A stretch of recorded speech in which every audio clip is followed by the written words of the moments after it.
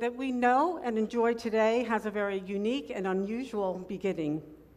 I'm taking you back to the 80s, a time before the George Price Highway was not even completely paved. Resources like internet or cell phones, nice places to shop, didn't exist. At that time, I was left with about 20 animals from a documentary film project. And when animals are habituated, cared for daily, you just can't toss them back into the jungle. What was I going to do? I had an idea. I'll save their lives and start a zoo.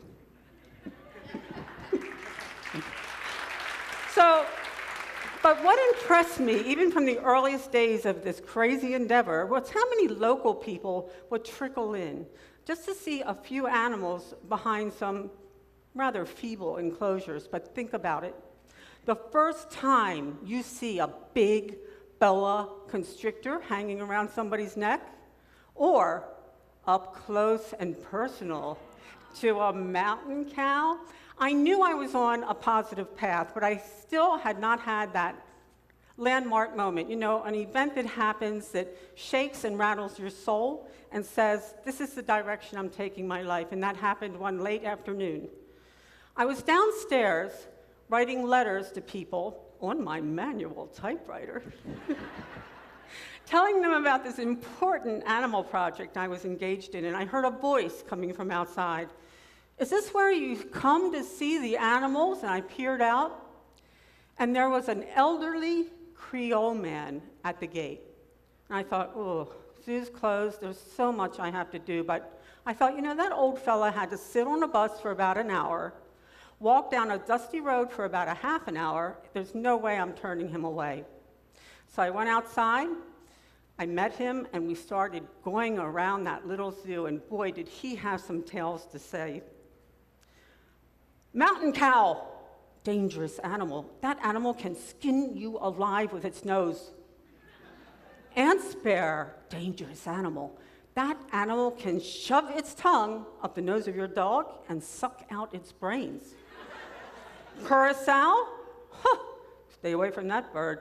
Bones are poisonous. Quite amazing. Well, we came down to the Jaguars. Now, these aren't the same Jaguars, but it sure reminds me of that afternoon. These two cats were rolling around in the glorious golden sunlight. I started to tell this old man about Jaguars. To my surprise, and I was surprised, he broke down and cried. And I said, I'm sorry, what's wrong? What did I say? That man picked up his head, he looked me in the face, and he said, I'm really sorry, miss, but I've lived in Belize my whole life, and this is the first time I've seen the animals of my country. Well, life changed for me then. I remember sitting at the film base that night saying, I will do whatever it takes to turn that backyard zoo into a dynamic wildlife education center for Belize. Good question. Why start a zoo? Easy answer, everybody. For our kids. Our children deserve to know the magic of the animals that share their land with them. These are animals that are even extinct in part of Central America. If they don't know them, if we do not form a bond of compassion between our visitors, especially our young visitors, then they do not have a future in the wild, and that's what we are all about. We are not born disliking and fearing crocodiles. That's learned behavior. We can exchange that learned behavior with the truth that these are sweet reptiles that play a magnanimous role in balancing our aquatic ecosystems. The zoo has a further purpose, too. When you see the animals at the zoo, you think, you know what? Beautiful animals, and I'm really glad that they still live here in our wild. What's our wild? Tropical forest. Less than 8% of this world's land surface is tropical forest, but over 85% of the world's entire biodiversity found in those forests. And you better be glad about that, because chocolate has its origins in Central American tropical forest. In fact, Belize cacao has been rated the #2 highest quality cacao in the whole world. Yeah. All of our animals are rescue in some aspect. They are not taken out of the wild. Since we can't put them back in the wild, they become ambassadors for their species. People learn about them and again, feel proud that they live in our country. The chief ambassador was the unforgettable, beloved April the tapir. Raised from a baby, she was rescued dying.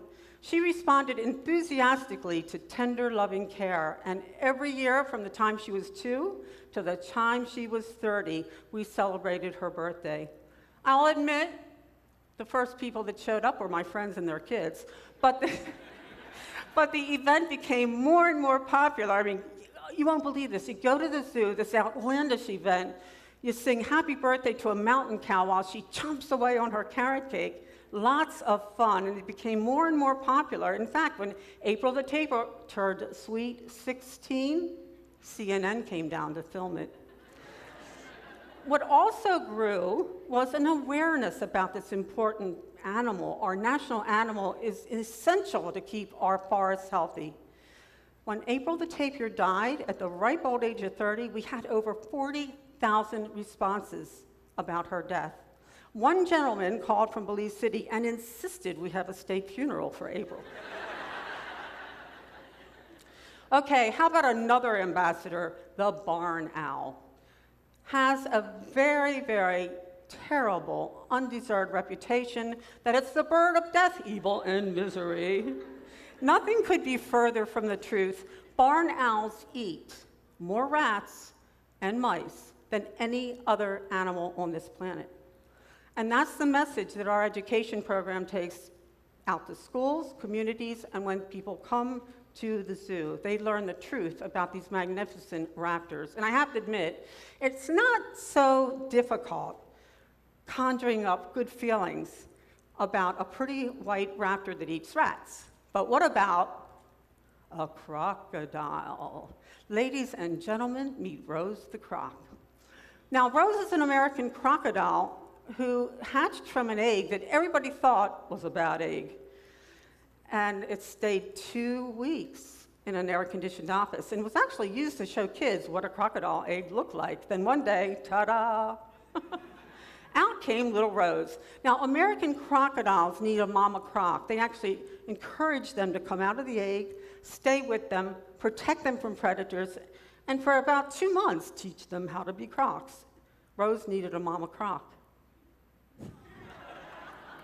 So I had the privilege and the honor of raising this beautiful reptile from the time she was a hatchling till she got bigger. And let me tell you, talk about a stellar ambassador. Rose has taught so many people about the important role her species plays in our Belizean environment. She's gone to schools, summer camps, she's been on TV. The funny thing is, the older and the larger Rose got, the sweeter she became. I was so impressed with this reptile that I spent 2 years writing a book about Rose the Croc, and it's been distributed to so many kids through our education program, both outside the zoo and when they come to the zoo. Can't talk to you today without mentioning Jaguars.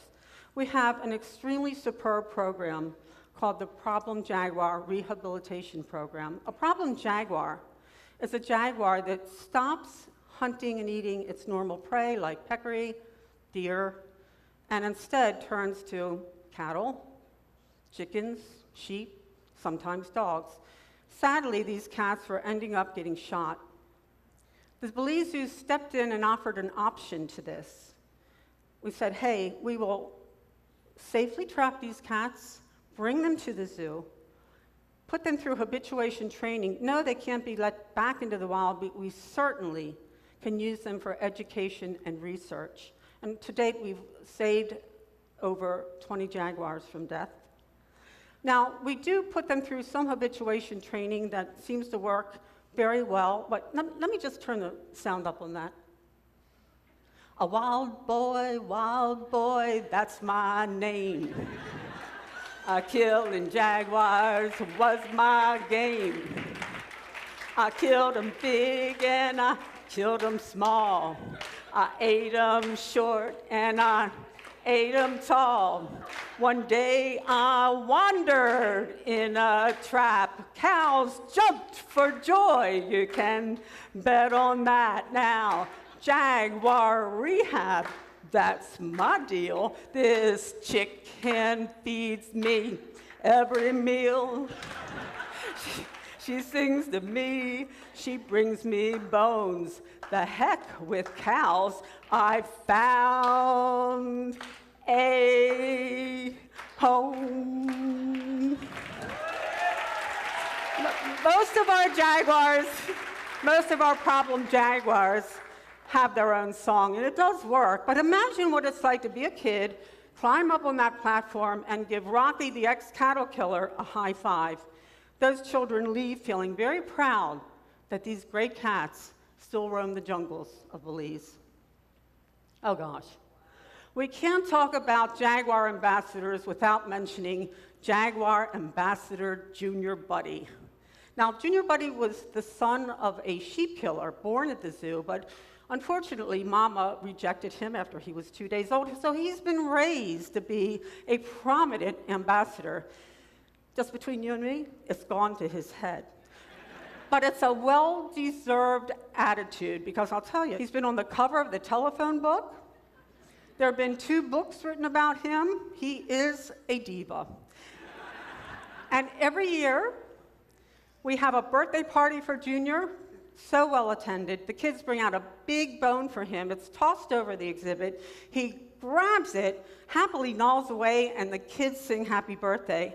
And you know what? They also walk away with a better awareness about Jaguars and the important role they play in our country.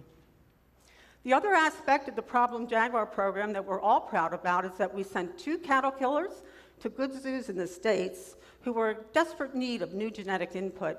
They both have sired cubs. Oh, another feathered ambassador, the harpy eagle. We were in a magnificent program with the Peregrine Fund where these eagles were bred in captivity. 15 were sent from Panama to Belize and released into forests where they once existed but have been wiped out. If you did not know about this bird, if you did not know the profile of this magnificent eagle, it would be bad for the bird, like what happened to this bird who was unfortunately shot. At the Belize Zoo, Panama could not be released because he hatched with a damaged eye, and he is the most gracious meet and greet harpy eagle there ever was. He loves to meet people, and of course, every year we have a birthday party for Panama. It's always well attended, and whether we had that zoo education happen at the zoo or in the classroom, I can assure you that these children walk away feeling really good about the harpy eagle. Well, we can talk about animals, we can look at them, but what about reading about them? When I first started going into classrooms, I noticed there were no books about animals, so I wrote one. The green one was the first children's book I ever wrote, and I was happily surprised how quickly and popular it became. It inspired me to keep writing children's books, and to date, I've written 7. Research. We have branched out into vitally important research here in Belize. My zoo colleague, Celso, is doing cutting-edge research about our national animal. They're at risk. There are endangered species, there are national animal, and they are threatened by road collisions, climate change, forest alteration. The more we know about an animal, the better we are off to craft a very effective conservation strategy to ensure its future in the wild. Thank you, Celso. And how about the Central Biological Corridor in Belize? This is a beautiful piece of nature's real estate, not far from this capital, and very close to the zoo. It's biodiverse, and it's critical habitat. Now, that's it. The yellowhead parrot lives and breeds there. See those pictures? Those pictures were caught in a camera trap within the past month in that property. It is a treasure for Belize. And I have to thank the Belize Zoo Education Director, Jamal, for carrying forth an aggressive program to secure this land forever for our country.